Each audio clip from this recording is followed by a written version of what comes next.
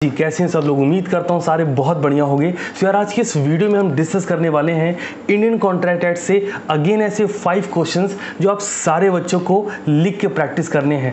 Test your knowledge series का ये second video है।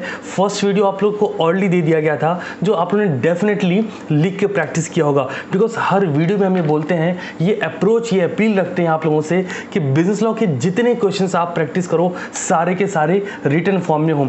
तो फर्स्ट वीडियो अगर आपने नहीं चेकआउट किया, प्लेलिस्ट जाके चेक करो, उसको ज़रूर सीख लो, बिकॉज फर्स्ट वीडियो में जो टेस्ट नॉलेज का था उसमें 3 केस स्टडी बेस्ड क्वेश्चन थे जो अगर आप लगाओगे मज़ा आ जाएगा आप लोग को। और सबसे इंपॉर्टेंट बात, इस प्रोसेस में जब आप इस वीडियोस को देख रहे हो जो हमारी टेस्ट नॉलेज सीरीज़ की है, तो इस प्रोसेस में आप लोग बिजनेस लॉ में धमाल मचाने वाले हो।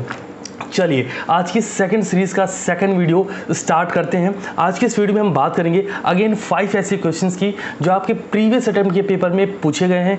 उन क्वेश्चंस को डिस्कस नहीं करेंगे, आप लोग की इन्फॉर्मेशन के अकॉर्डिंग, जैसा आप लोगों ने कमेंट किया था। आज के इन 5 क्वेश्चंस के आपको शॉर्ट हिंट आंसर भी बताऊंगा कि आंसर में मेन एलिमेंट क्या है, सो दैट आप ये आइडेंटिफाई कर पाओ किस सेक्शन में कौन सा पॉइंट आपको एड ऑन करना है। और हाँ, सबसे इंपॉर्टेंट बात ये होगी, ये 5 क्वेश्चन देखने के बाद आप सारे बच्चों को लिख के ही प्रैक्टिस करनी है।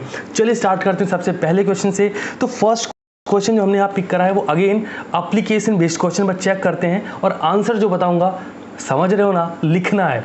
चलो सबसे पहला क्वेश्चन देखो। हमेशा बोल रहा हूँ एप्लीकेशन बेस्ड क्वेश्चन है ना, तो क्वेश्चन की लास्ट लाइन को पढ़ो विद पेंसिल अंडरलाइन करके, ठीक है। और चेक करते हैं। लिखा हुआ है, examine the provision of the Indian contract act 1872 decide the extent to which X can recover the amount from Z. ये डिसाइड करना है कि एक्स जेड से पैसा रिकवर कर सकता है कि नहीं। मतलब साफ है, कुछ तो इम्प्लीकेशंस हुई हैं। आइए चेक करते हैं। X Y Z are partner firm, they jointly promise to pay ₹3 lakh to D, Y become insolvent. अच्छा, वाई कौन है सर? यहाँ पे पार्टनर, ध्यान रखो। और जॉइंटली प्रॉमिस किया गया सर सेक्शन 43 में, जॉइंट प्रॉमिस के बारे में इंडियन कॉन्ट्रैक्ट एक्ट के सेक्शन 43 नोट करिए। As per the provision of section 43 of Indian contract act 1872 starting approach, ये लाइन की होगी। आगे बढ़ते हैं। सर क्या बोला गया यहाँ पे? जॉइंट प्रॉमिसेस के बारे में बोला गया है। आगे बढ़ते हैं, देखिए। Y become insolvent and his private assets are sufficient to pay 1/5 of his share of डेप्ट। बच्चा क्या मिस्टेक करता है? उसे लगता है टोटल डेप्ट। क्लियरली मेंशन है, वाई अपने शेयर का 1/5, टोटल डेप्ट 3 lakh, X Y Z 3 joint promisor. तो सर वाई का जो डेप्ट है वो कितना है? 1 लाख रुपए। उसका वाई कितना पे करने को रेडी है? 1/5, दैट मीन्स 20,000 रुपीज़। इतना क्लियर? आगे बढ़ते हैं। X is compelled to pay the whole amount to D.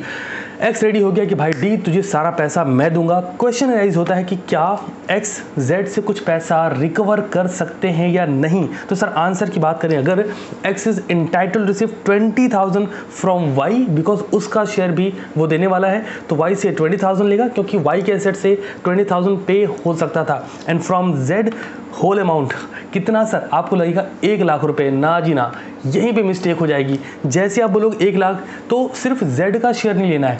Joint promises में अगर कोई एक प्रॉमिसर इंसॉल्वेंट होता है तो उसके बाद जो पैसा बचता है रिमेनिंग लॉस को इक्वली डिवाइड किया था। दैट मीन्स 3 लाख का डेप्ट था, 20,000 उसमें से हम वाई से ले रहे हैं। क्लियर? रिमेनिंग कितना है sir? 2,80,000। That means x recover from Z 1,40,000 rupees. समझ आई बात क्या? तो आप लोग के कहने पे आंसर देने की कोशिश कर रहा हूँ, लिखा नहीं रहा हूँ, बट मैं आपको मेन कंटेक्स्ट बता दे रहा हूँ कि आपको कैसे सोचना है क्वेश्चंस के बारे में। ये क्वेश्चन जब आया था तो मेजॉरिटी बच्चों ने यहाँ पे गलती करी थी। लोगों ने लिखा जेड का 1 लाख रुपए, एक्स जेड से 1 लाख रुपए ले लेगा। पूरी तरीके से गलत। तो ये ध्यान रखना है, कितना पैसा सर? एक्स जेड से लेगा 1,40,000 क्योंकि 2,80,000 बन रहे हैं, और वाई से लेगा 20,000। चलिए come to question number second. Okay, second question देखेंगे। State the exception to the rule and agreement without consideration is void. यार देखो, नेचुरल लव एंड अफेक्शन, ये एक्सेप्शनल केस आपको बताने हैं, ठीक है। ऐसी पास वॉलंटरी सर्विसेज, बेलमेंट की बात करें, कंप्लीटेड गिफ्ट की बात करें, चैरिटी की बात करें, जो भी मैंने पॉइंट्स बोले हैं ये सारे पॉइंट इस पॉइंट में exception to the rule, no agreement like an agreement without consideration void में इंप्लीमेंट होंगे। रिपीट कर देता हूँ फिर से। सबसे पहले मैंने बोला था नेचुरल लव एंड अफेक्शन, फिर बेलमेंट, फिर पास वॉलंटरी सर्विसेज, फिर चैरिटी, फिर completed gift. Now come to question number 3। Video short होगा बट पूरी कोशिश कि आपको मेन कंटेंट दे पाऊँ। चलिए, अच्छा वीडियो पसंद आया करे तो आपको पता है ना क्या करना है, क्योंकि वो एक ना मोटिवेशन का पार्ट है हमारे लिए। Okay, come to question number 3, distinguish between wagering agreement and contract of insurance. या ध्यान से सुनना, सबसे बड़ा डिफरेंस बताता हूँ। कॉन्ट्रैक्ट ऑफ इंश्योरेंस में कंसिडरेशन 2 पार्ट पे होता है। आप पूछो कैसे? देखो यार, 2 तरह का कंसिडरेशन है। कंपनी को मिलेगा प्रीमियम और बंदे के पैर टूटे तो उसे मिलेगा पैर का कंपनसेशन अमाउंट। या फिर अगर हम प्रोडक्ट की बात करें तो कंपनी को मिलेगा प्रीमियम और जो प्रोडक्ट का नुकसान हुआ है उसके बदले में कंपनी से हमें मिलेगा compensation. That means consideration both party के लिए हो गया। बट अगर हम बात करते हैं आपके वेजिंग एग्रीमेंट में, wagering agreement is just a gambling. तो यहाँ पे कंसिडरेशन जैसा कुछ नहीं होता सर। क्या होगा sir? No concession, only gambling, सिर्फ चलेगा। अच्छा, होता क्या है? It is a promise to pay money or money worth. कब पे करेंगे? Happening or non happening of certain event. ठीक है, तो ध्यान रखेंगे इसको। अच्छा, कॉन्ट्रैक्ट ऑफ इंश्योरेंस क्या है? It is a contract to indemnify the losses. Sir, losses को इंडेमनीफाई करने के लिए ये चीज़ें दी जाती हैं। 3 क्वेश्चन हो चुके हैं। क्वेश्चन नंबर 4 पे निकाल दो फटाफट से। लिखा है minor is liable to pay the necessity supplied to him, examine with reason the statement is correct or not. पता है क्या होगा? जैसे ही क्वेश्चन आप पढ़ेंगे आप लिखेंगे yes the statement is correct, और यहीं पे आप सबसे बड़ी मिस्टेक करके अपना पूरा का पूरा नंबर गवा देंगे। अब आप बोलोगे ना जी सर, हमने पढ़ा है माइनर को जो भी दिया जाए उससे क्लेम कर सकते हैं, उसे लौटाना पड़ेगा। बट ध्यान से सुनिएगा आंसर को, the statement is incorrect. Sir, पूरी तरीके से इनकरेक्ट है। क्यों सर? सेक्शन 68 आप लिखोगे बढ़िया से, as per the provision of section 68 of the Indian contract act 1872। Sir, क्या बात की गई? सेक्शन 68 में क्लियरली मेंशन है minor is liable from his states, उसकी स्टेट्स से लाइबिलिटी ली जाती है, माइनर लाइबल नहीं। क्वेश्चन पढ़ के देखो, minor is liable to pay the necessity supplied to him. ये नहीं बोला गया कि माइनर की स्टेट से लिया जाएगा। क्वेश्चन सीए फाउंडेशन में आपको ऐसे ही घुमाए जाते हैं। बट जो सीटीसी क्लासेस की कोशिश वो यही है कि हर वो तरह का क्वेश्चन आप जानो जो आपके पेपर में आपसे पूछे जा सकते हैं। इंस्टीट्यूट कैसे घुमाता है क्वेश्चन को आप समझो। क्या होता है? आप प्रेशर में हो, पहले ही प्रेशर फटा पड़ा है और क्वेश्चन आपने देखा माइनर इज नॉट लाइबल, दिमाग में आया माइनर तो लाइबल होता ही नहीं है। और लेकिन आपने देखा कि उसमें आगे मेंशन है liable to pay the necessity supply, तो आपको याद है यार हाँ एक बार हमने पढ़ा था अगर माइनर कोई नेसेसिटी दी गई तो उससे वो वापस ली जा सकती है। बट ध्यान रखेंगे सेक्शन 68 बोलता है only against minor state, that's it. ध्यान रखेंगे ना। चलिए बात करते हैं लास्ट क्वेश्चन की। ये एक शानदार सा एप्लीकेशन बेस्ड क्वेश्चन है।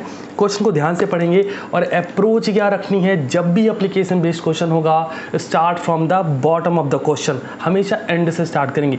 एक बात और, अगर आप चाहते हैं तो मुझे प्लीज़ कमेंट बताइएगा, टेलीग्राम पे भी हम ये क्वेश्चन डेफिनेटली प्रोवाइड कर देंगे। चलिए स्टार्ट करते हैं। सबसे एंड लाइन से लिखते हैं क्वेश्चन में, advise Shanti Traders the amount of compensation which it can claim from M Limited referring to the legal provision of the Indian Contract Act 1872। Shanti traders को हमें एडवाइस देनी है। बेसिकली चार्ट अकाउंटेंट का main work ये है advice करना, है ना, either in the form of taxation, either in the form of auditing. Advice देना भैया, लेबर जैसे काम नहीं करते, यहाँ का यूज़ करना है। चलो चेक करते हैं क्वेश्चन में क्या प्रॉब्लम थी। मैं एक बात आपको क्लियर कर देना चाहता हूँ, जब भी आपके Indian contract act, sales of goods act, कहीं से भी सेल्स ऑफ गुड्स एक्ट से याद आया, कल की वीडियो जिसने भी नहीं कवर की ज़रूर कवर कर लेना। One of the best video of CTS classes, जहाँ पे हमने आपको पूरे 64 सेक्शन एक चार्ट में बना के दिए थे। नहीं किए तो ज़रूर कवर करिएगा और उसका डिस्क्रिप्शन भी चेक कर लेना। आओ क्वेश्चन रीड करते हैं। M limited contract with Shanti traders to make the delivery certain machinery by 30 June 2017 for rupees 11,50,000। ये बात क्लियर कर दूँ, जब भी कॉन्ट्रैक्ट में sales of goods act, partnership act, किसी भी एक्ट से अगर क्वेश्चन बनता है और उस क्वेश्चन में कोई सर्टेन अमाउंट मेंशन, तो आप अपने आंसर के कंक्लूजन में जाते वक्त अमाउंट ज़रूर बताइए कि कितने अमाउंट का क्लेम। बहुत बच्चे मिस्टेक करते हैं, वो अमाउंट को साइड कर देते हैं, वो कहते हैं सर उससे फ़र्क क्या पड़ता है। हमने आंसर लिखा, बहुत फ़र्क पड़ता है। अगर आप जैसे अभी पहला क्वेश्चन में रीड करा तो मैंने आपको एग्जैक्टली बताया कि एक्स जेड से कितना लेंगे, वाई से कितना लेंगे। बच्चा नहीं लिख के आएगा ना, नंबर नहीं मिलेगा, फिर आप रोते पीटते रह जाओ कि लॉ में नंबर नहीं मिलते हैं। बहुत बच्चों को मिलते हैं। अगर मैं अपनी ऑफलाइन बैचेस की बात करूं, सर हाईएस्ट स्कोर अगेन लोगों ने क्लेम किया है, आप भी पा सकते हो। अप्रोच सही रखो बस। अमाउंट अगर आए तो अमाउंट वाइज जाना है, अमाउंट शो करना है। और यहाँ भी चेक करते हैं, 11,50,000 की बात हो रही है। Due to labour strike M limited को not manufacture deliver the machine to Shanti. अभी स्ट्राइक थी, नहीं मैन्युफैक्चर कर पाए हैं। Shanti traders procured the machinery from other manufacture for rupees 12.75 lakh. Shanti trader ने क्या करा, 12.75 लाख की किसी और ट्रेडर से ले ली। फिर आगे देखिए, due to this Shanti trader was also prevented from performing a contract which he made with Jain trader at the time of their contract advice. Okay, आपको यहाँ पे एडवाइस करनी। अब क्वेश्चन ये राइज होता है, सर कैसे करेंगे? सुनना, स्टार्टिंग अप्रोच किसी भी एप्लीकेशन बेस्ड क्वेश्चन की क्या होगी, as per the provision of dash dash dash Indian contract. तो यहाँ पे कौन सा होगा सर? यहाँ पे हम बात करेंगे as per the provision of section 73 of the Indian contract act 1872। अब सर क्या है सेक्शन 73 में? Consequences of breach of contract. Sir आपको लग रहा है मुझे सब याद नहीं है, ऐसी बात नहीं है, आप भी याद कर लोगे, क्योंकि मेन में एनिमल डिस्कस कर रहे हैं ना, ये सब हो जाएगा, चिंता मत करना। अभी तो अगस्त से चल रहा है। आओ देखते हैं इस क्वेश्चन को।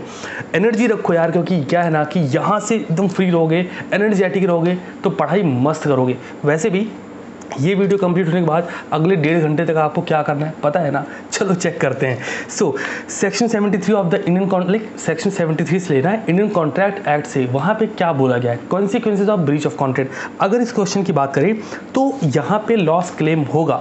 अब सवाल कितना? M limited is obligate to compensate for the loss. Loss compensate करना पड़ेगा एम लिमिटेड को, लेकिन इतना लिख के छोड़ नहीं सकते, लॉस का अमाउंट भी बताना पड़ेगा। कितना सर? 12.75 लाख की बात कर रहे थे, 11.50 लाख में इनका एग्रीमेंट कॉन्ट्रैक्ट हुआ था। Difference amount that means 1.25 lakh का लॉस एम लिमिटेड को ऑब्लिगेट करना पड़ेगा। That's all from my side. I hope चीज़ें आपको क्लियर है। मिलता हूँ शाम को 6 बजे अकाउंट की क्लास में, और तब तक के लिए शानदार रहिए और पढ़ते रहिए।